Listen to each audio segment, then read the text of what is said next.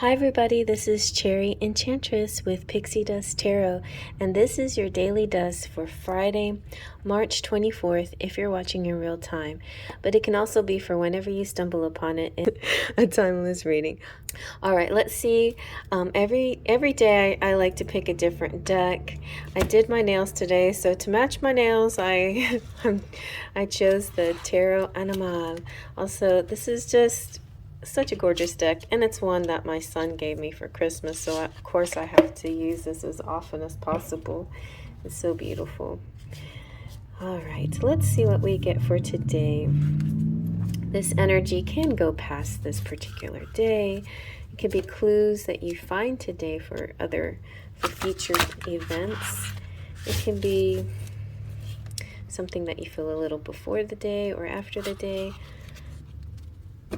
But generally it's a daily collective message. I'm just going to choose 3 cards from the middle and see what we get for today. Alright. Ooh, the Knight of Swords. This deck is a variety of artists, like over 50, I think, artists and authors. Oh, the panda. 4 of Cups.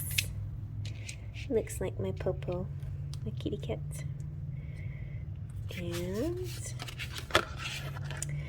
Ancestors. So that is unique to this deck. So let's zoom in a little bit more and see what we get. So I'll start with Ancestors. It's a wild card, and it's by the artist Quentin Gleim. The artist's interpretation is the concept behind Ancestors was open to his own interpretation. So he decided to choose something existing outside the traditional major and minor arcana. Something important to me as a self-proclaimed dinosaur kid was to capture the familiar but otherworldly magic I felt with dinosaurs. These incredible creatures that once walked our paths and stared at our same sky. I knew I wanted to show this connection. In my image, we come across a stegosaurus in a familiar setting, an ambiguous forest in an ambiguous time. I like that. That's like utopia, right? No real drama, just a quiet moment of wonder. To me, the Ancestors represent this feeling of quiet wonder, exploring nature, forgotten places, or hearing stories of the past. The simple reminders of how large life is really, okay, let's say that again. The simple reminders of how large life really is and the magic all around us. So the dinosaur is telling you, let your mind travel back into the past to ancestors who remain a part of your life, watching and protecting. Invite them to offer guidance. Let yourself feel the pride and love they hold for you. You are a product of everything you have been through, everything they have been through, all the magic that your combined energies, lives, and bodies have produced. You are a marvel. The dinosaur is a relic. It reminds us of the past that sometimes we cling to, and so there's beauty in the past. There's beautiful things that we hold on to, but there's also the fact that we are evolving and progressing, and we have to embrace our newness, embrace the new things that we are as well. And some of the things that we're embracing may seem uncomfortable at first, but I think eventually and gradually we'll start to feel more at home in these new environments, this new us, right? But at the same time, there's a beauty and simplicity to the dinosaur, and to those times. It was just purely natural, and everything. We were just completely in survival mode. And sometimes, if we go back to like primitive energy within ourselves, it really simplifies the world a lot, doesn't it? So the dinosaur's influence inspires millions of us as we grow, and we keep this fascination as we age, as a figure who can still teach us, bring us new discoveries about past. Even now, dinosaurs were a much loved and wanted symbol for the ancestors. So this is about ancestry, connection, history, and it's the element of earth. It's kind of like, remember who you are, tap into the true nature of who you are, and that will be your success of the day. So Knight of Swords is like the Knight of Air. This is it's about epiphanies and mental agility, and about intelligence and aha moments. Sometimes it can be a forceful energy. Sometimes it's just that awareness. The artist wanted to draw this kind of straight, this energy that's like going straight for their goals. It not even paying attention to the storm, just like all. I love that red, red in the sash, the material.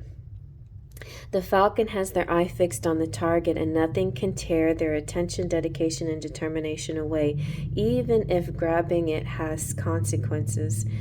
It is an impulsive energy, and it might not be a lot of, it is thinking, but it's like it's an immediate reaction to a thought, and not a lot of dwelling within the thoughts, or not a lot of back and forth. When we move into the Two of Swords, we have more back and forth. This is kind of more of an immediate reaction to a thought that comes through. This is full of, and this is very helpful in certain circumstances, right? It's helps you with energy, inspiration. It helps you with the drive.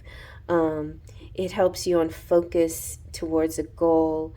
But sometimes if you're too hasty and without weighing things back and forth, or without vetting things through, then sometimes you can stumble or get into trouble or something like that.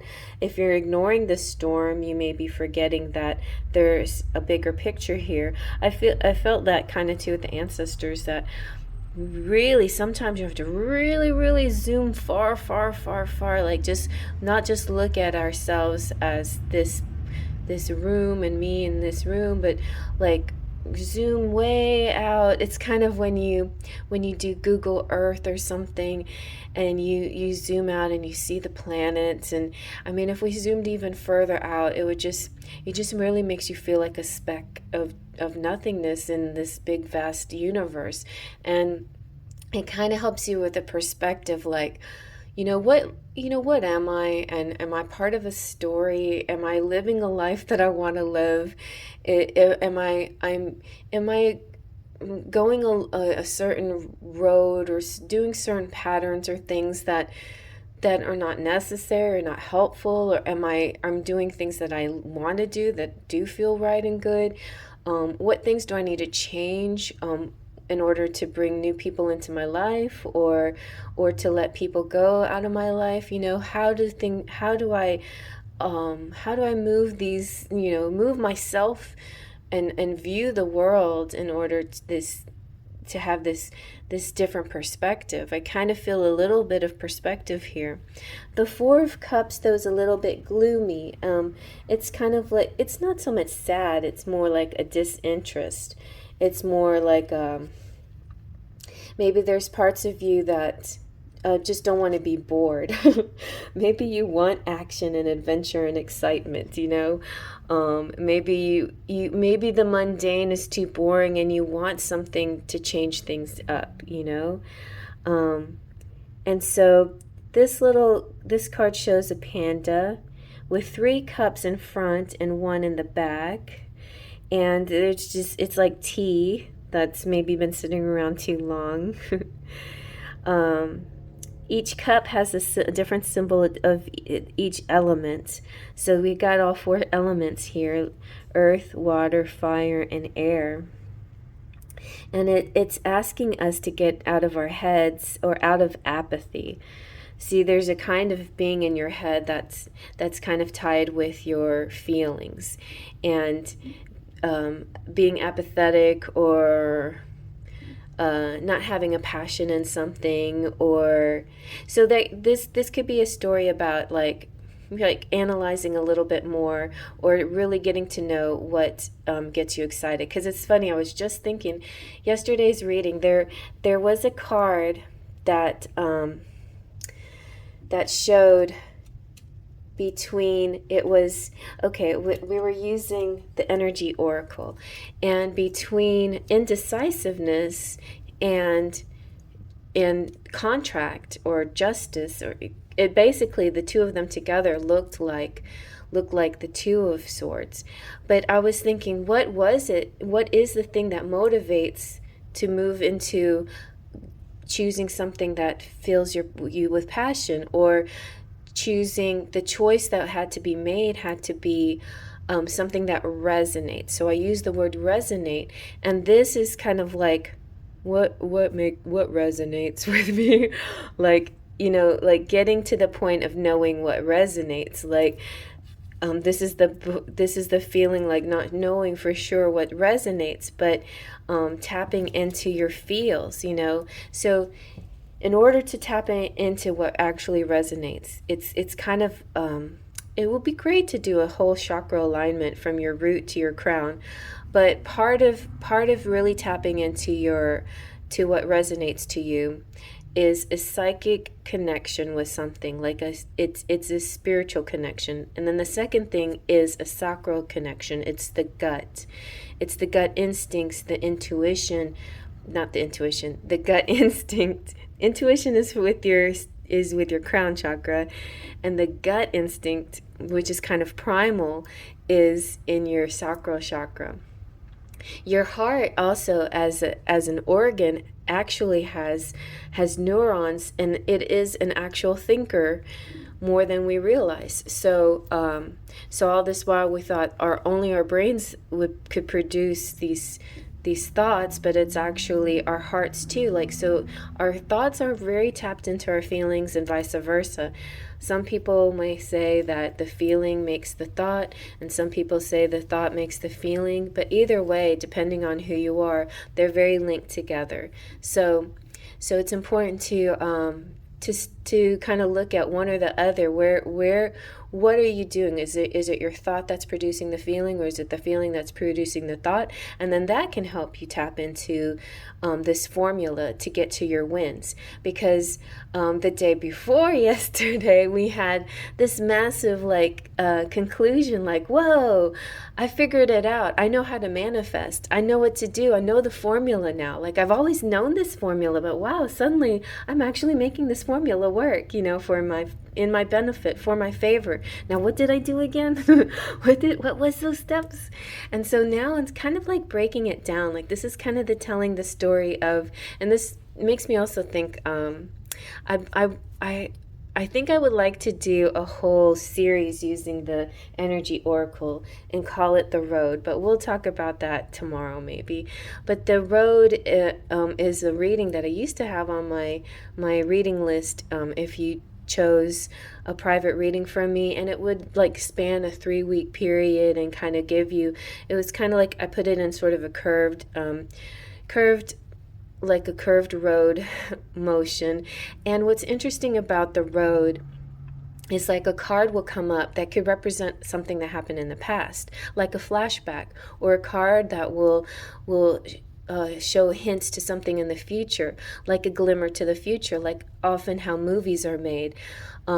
Sometimes a movie is made where it starts at the end of the story, where everybody's happy, and the narrator or somebody's saying, "How did we get here? Well, let me show you." Or it starts at some middle point of the movie, of the story. Sometimes it starts right at the beginning. Young people growing up or something like that. But the point is, the story can be told lots of ways, and I feel like in tarot it's the same thing. And there's a lot of information that comes out that when you watch it daily, if you watch exactly daily, day to day, you can see how sometimes a certain day that you watch might have been a flashback or a forward flicker, you know. And then and how it's all right now, it's all present anyway. You know, it's like, how did I get to that point? Oh yeah, am I at that point? Yes, I made it to that point because I did this and this. And so it's all played out. It's just kind of pretty, like a movie, like a movie in picture forms, and still pictures, like slideshows. So, so there's days where we have this kind of Four of Cups apathy, where like, wait a minute, what do I do? Where do I, what? Oh, yes, okay, I have to connect my heart chakra, and I have to make sure that all my chakras align so that I can flow this instinct of what to do with the crown chakra, with my intuition and everything in between. Make sure my heart's in it too, because if my heart's not in it, then I won't have as much fun doing it, you know? Well, and it's not always important to always have fun, but I think it is kind of nice to do things that feel right, you know, just feel right. That is when things resonate. It's that feeling, okay? And you're tapping into it more and more these days.